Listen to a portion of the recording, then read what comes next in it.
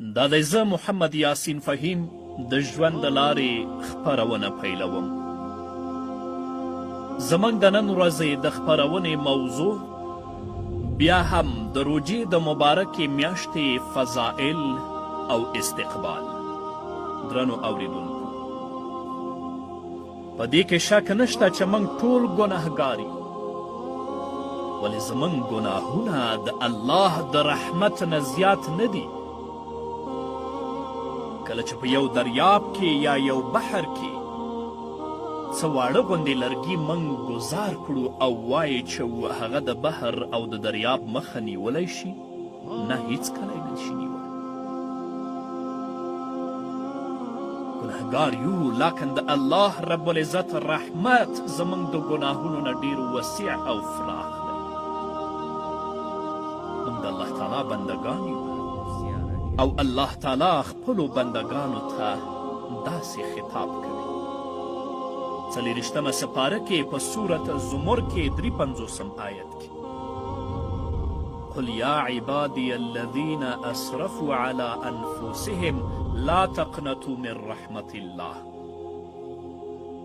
ای پیغمبره، زما هغو مؤمنو بندگانو ته چې پر خپلو ځانونو یې تیری کړی، ګناهونه یې کړي دي، دوی ته ووایه د الله د رحمت څخه مه ناهیلې کیږئ. لا تقنطوا من رحمت الله. د الله رب العزت له رحمت څخه مه ناهیلې کیږئ. ان الله یغفر الذنوب جمیعا انه هو الغفور الرحیم. یقیني ډول الله رب العزت ټولې ګناوې بخي، هغه ښه بخونکی او مهربانه دی. ګورې د الله رب العزت په دې کلام کې خطاب شهیدانو، اولیاو او پاکانو خلکو ته نه دی، بلکې دلته خطاب ګنهګارانو ته دی. یا عبادی الذین اسرفوا علی انفسهم ان الله یغفر الذنوب جمیعا.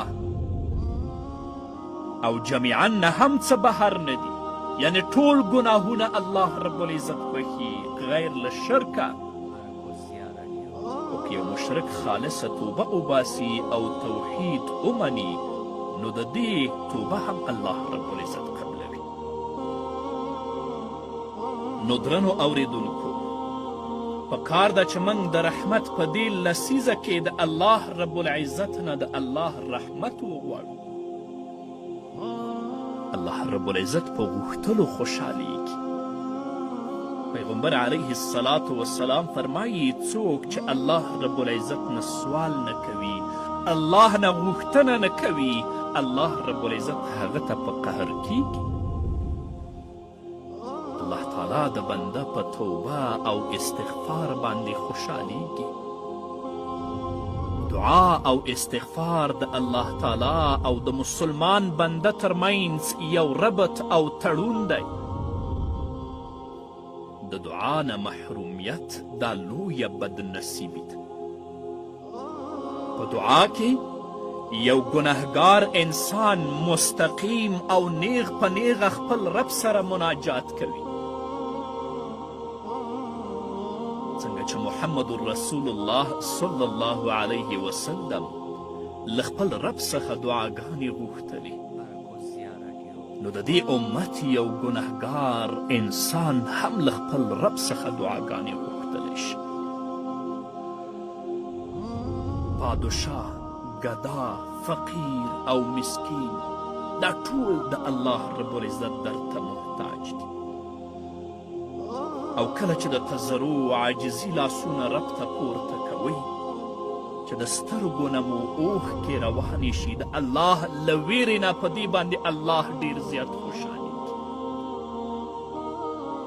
د الله د رحمت ورځې او شپې دي، ځان مه محروموئ. د عاجزي لاسونه خپل رب ته په شپه کې او په ورځ کې پورته کړئ. د خپلو ګناهونو بخښنه د خپل رب نه وغواړئ. ضرور به الله رب العزت ستاسو دعاګانې قبلوي. بل در زمونږ لپاره نشته، بله دروازه زمونږ لپاره نشته چې هلته لاړ شو، لاسونه پورته کړو، له هغو نه د خپلو ګناهونو بخښنه وغواړو غیر د الله له دره. یو اعرابي دعا کوي، وایي یا الله ما وبخي،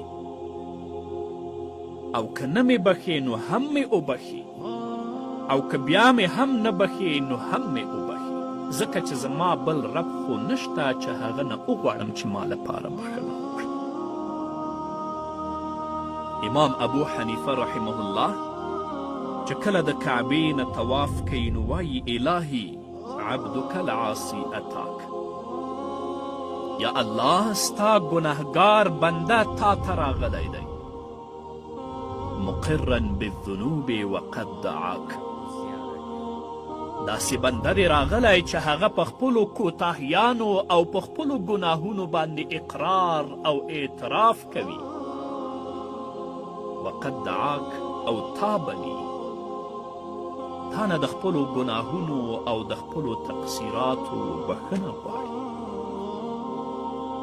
فإن تغفر فأنت لذاک اهل، یا الله که ته دته بخښنه وکړې فأنت لذاک اهل، نو ته د بخښنې اهل یې.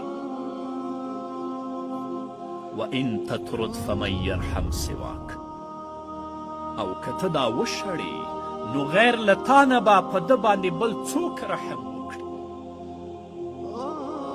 نو غیر د الله له دره موږ ته بل در نشته.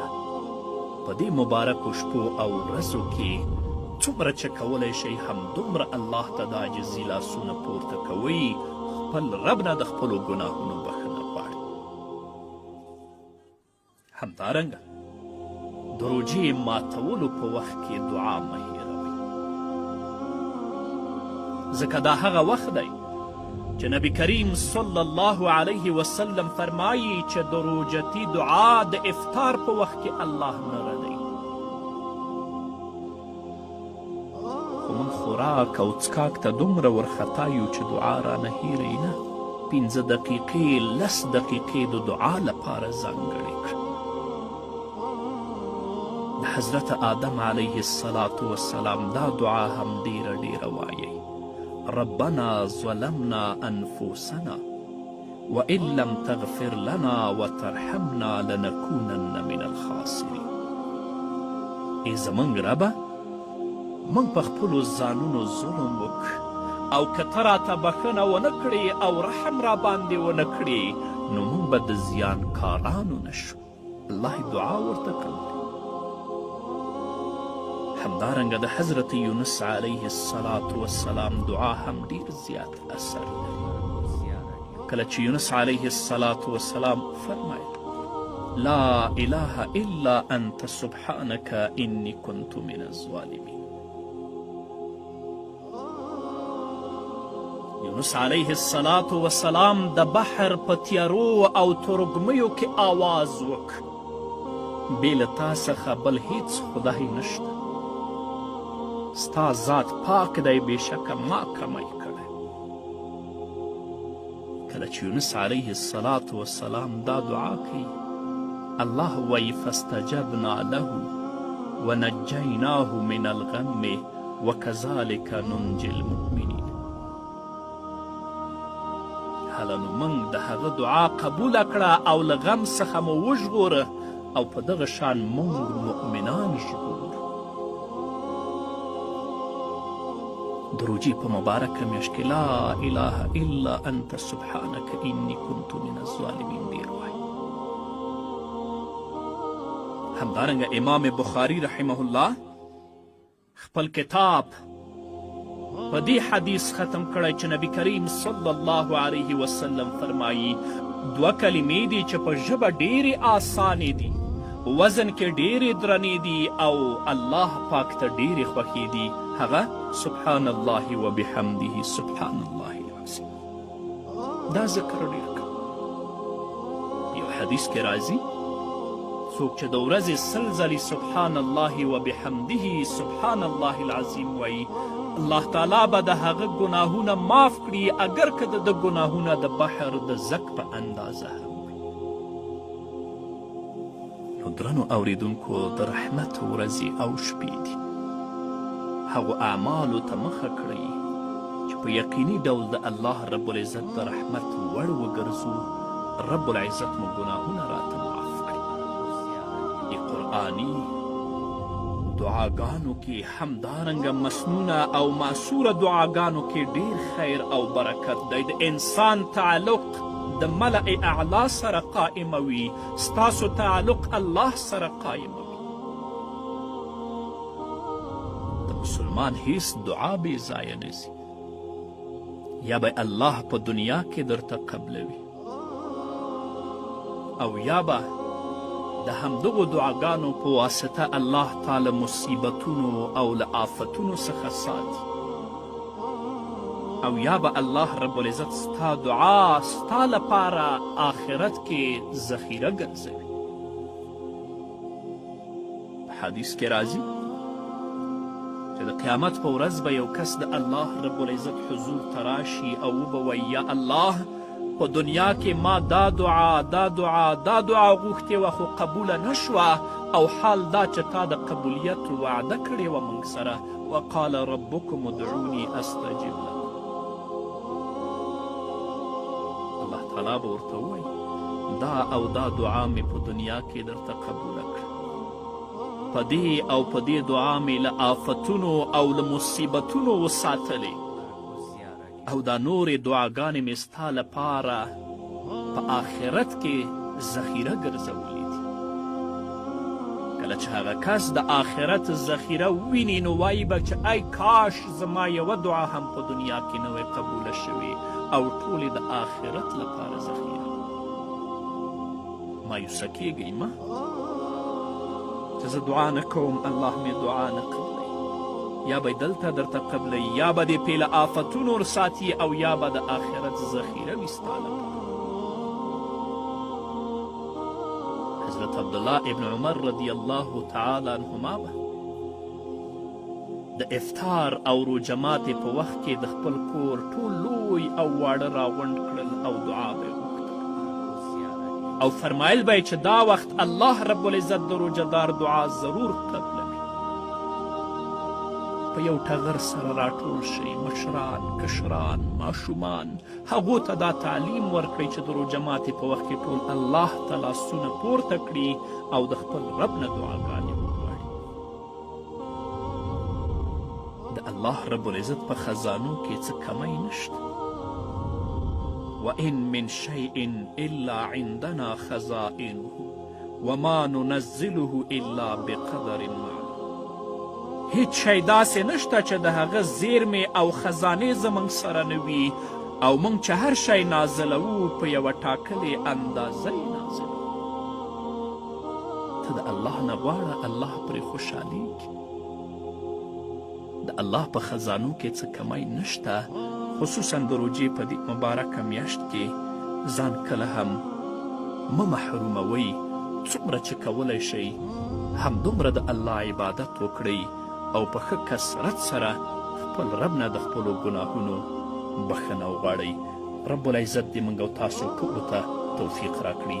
په همدې هیله قدرمنو اوریدونکو نور به م اورو، خو له یوې دمې څخه وروسته. قدرمنو اوریدونکو بیا هم زموږ سلامونه ومنئ. د روژې په مبارکه میاشت کې دویمه لسیزه د مغفرت لسیزه ده. دا هغه لسیزه ده چې په دې کې الله رب العزت خپلو ګنهګارو بندګانو ته بخښنه کوي. د ورځو او شپو په تیرېدو سره موږ له دنیا څخه لرې کیږو او آخرت ته ورنږدې کیږو، ولې موږ په تعصف سره له آخرته غافل یو. الله فرمایي اقترب للناس حسابهم وهم فی غفلت معرضون. د خلکو د حساب وخت را نږدې شوی، او حال دا چې دوی په غفلت کې مخ اړوونکي دي. ژوند په غفلت کې مه تېروئ. غفور او رحیم د الله رب العزت صفتونه دي. هغه هر وخت خپلو بندګانو ته بخښنه کوي او رحم پې کوي. د روژې په مبارکه میاشت کې دا دویمه لسیزه د مغفرت دپاره پسرلی دی، د مغفرت لپاره د پسرلي موسم دی. زموږ د عمر کومه حصه چې تیره شوه هغه خو تیره شوه، په هغې باندې غیر له دې چې اظهار د پښیمانتیا وکړو بل څه نه شو کولی. ولې د راتلونکي وخت لپاره خو پکار ده چې موږ داسې یو څه وکړو چې دغه ژوند او دغه وخت خو رانه ضایع نه شي. زموږ د عمر کومه حصه چې تیره شوه هغه خو تیره شوه، دا څه چې پاتې په دې کې څه تصمیم ده. الله تعالی په سورة آل عمران کې 133 144 او 115 116 آیتونو کې فرمایي وسارعوا إلى مغفرة من ربكم وجنة عرضها السماوات والأرض أعدت للمتقين. الله فرمایي پر هغه لار په منډه منډه وځغلئ چې ستاسې د پروردګار د بښنې او د هغه جنت خواته تللې ده، چې هغه جنت لکه د آسمانونو او ځمکې په شان پراخ دی. او جنت د چا لپاره تیار شوی؟ اعدت للمتقین، د پرهیزګارانو او د متقیانو لپاره، یعنی د هغو کسانو لپاره تیار شوی چې هغوی خپل رب نه ویریږي. څه ژوند خو دی تیر دی، دا څه چې پاتې دی په دې کې ځان متقي کړه، د الله ویرې ته په خپل زړه کې ځای ورکړه چې الله دې د جنت وړ وګرځوي، رب دې جنت ته داخل کړي. الله تعالی د متقیانو تعریف کوي الذين ينفقون في السراء والضراء والكاظمين الغيظ والعافين عن الناس والله يحب المحسنين. دا هغه کسان دي ينفقون في السراء والضراء چې د بډایۍ او بېوزلۍ په دواړو حالاتو کې مال مصرفوي، د غصې زغمونکي دي او د نورو لنډپارې بخي. داسې نیکان خلک د الله رب العزت ډېر خوښ دي. هغه کسان چې څه نه لري موږ به د هغو نه ګیله نه کوو، خو هغه شتمن او سرمایهداران چې د خپلو مالونو حساب ورته معلوم نه دی، څومره دوی د الله په لاره کې خپل مال مصرفوي، څومره د فقراو، مساکینو، بېوزلو، د یتیمانو، د کونډو او د بورو لاسنیوی کوي. د هر چا علم په خپل نفس باندې حضوري علم دی، هغه ته معلومیږي چې ما څونه کړي. والذین اذا فعلوا فاحشة او ظلموا انفسهم ذکروا الله. او کم کسان چې داسې دي چې کله کمه د شرم ناروا چاره ورڅخه صادریږي یا کله د کمې ګناه په کولو هغوی پر خپل ځان ظلم کوي نو ورسره جفت الله وریادیږي فاستغفروا لذنوبهم او له الله څخه د خپلو ګناهونو بخښنه غواړي ومن یغفر الذنوب الا الله ولم يصروا على ما فعلوا وهم يعلمون. ځکه چې الله پرته بل څوک د ګناهونو بخښونکی نشته. ومن یغفر الذنوب الا الله. الله څخه پرته بل څوک د ګناهونو بخښونکی نشته. او هغوی له پوهې او ادراک سره په خپلو بدو کړنو ټینګار نه کوي ولم یصروا على ما فعلوا وهم یعلمون. په پای کې الله نتیجه بیانوي اولئک جزاؤهم مغفرة من ربهم وجنات تجري من تحتها الانهار خالدین فيها ونعم اجر العاملین. داسې خلکو بدله د دوی د رب په وړاندې دا ده چې هغه به ورته بښنه وکړي او په داسې باغونو کې به یې ننباسي چې لاندې به ویالې بهیږي او هلته به د تل لپاره اوسیږي. د نیک عمله خلکو لپاره څومره ښه بدله ده. الله دې موږ نیک عمله وګرځوي. نو د روژې په مبارکه میاشت کې دویمه لسیزه د مغفرت لسیزه ده. توبه وباسئ، استغفار وایئ، ځکه توبه او استغفار د الله او بنده ترمنځ راز دی. الله تعالی دا نه غواړي چې د هغه بنده دې بل چاته ځان ذلیل کړي، لکه څنګه چې عیسویان د خپلو پادریانو په وړاندې د خپلو ګناهونو اعتراف کوي. بیا هغه پادري ترېنه د ګناه د نوعیت په اندازه فیس واخلي او بیا ورته پروانه مغفرت ورکړي، یعنې د بخښنې سند ورکړي. څومره جهالت! دا ټول د انسانیت تذلیل او سپکاوی دی. دغه وجه ده چې الله رب العزت د هغو خلکو تعریف کوي څوک چې د پیشنمۍ دغه وجه ده چې الله رب العزت د هغو خلکو تعریف او ستاینه کوي څوک چې د پیشنمي په وخت کې استغفار کوي، ځکه چې دې وخت کې خلک په درانه خوب باندې ویده وي او څوک هم د ده په عبادت نه پوهیږي. الله فرمایي وبالاسحار هم یستغفرون. د پیشنمي په وخت دوی استغفار کوي. نو الله رب العزت دې موږ ته توفیق راکړي چې د ژوند ټولې چارې مو د قرآن او د سنت په رڼا کې تېرې کړو، په ځانګړې توګه د روژې په مبارکه میاشت کې، ځکه دا د رحمت میاشت ده، ځکه دا د مغفرت میاشت ده. دا هغه میاشت ده چې په دې کې الله رب العزت خپل ګنهګار بندگان د جهنم له اوره ژغوري او جنت ته یې داخلوي. الله رب العزت دې موږ په خپل رحمت کې راونغاړي. رب العزت دې موږ ته بخښنه وکړي. رب العزت دې موږ او تاسو له جهنم نه وساتي او جنت ته مو دې داخل کړي. په همدې هیله قدرمنو اوریدونکو، دا وه زموږ د نن ورځې خپرونه چې ستاسو درانه حضور ته وړاندې شوه. تر بلې خپرونې پورې چې زه بیا هم ستاسو درانه حضور ته راځم، تاسو ټول په لوی او بخښونکي الله سپارم. پاتې ژوند مو نیکمرغه، ښاد، بریالي او کامیاب اوسئ.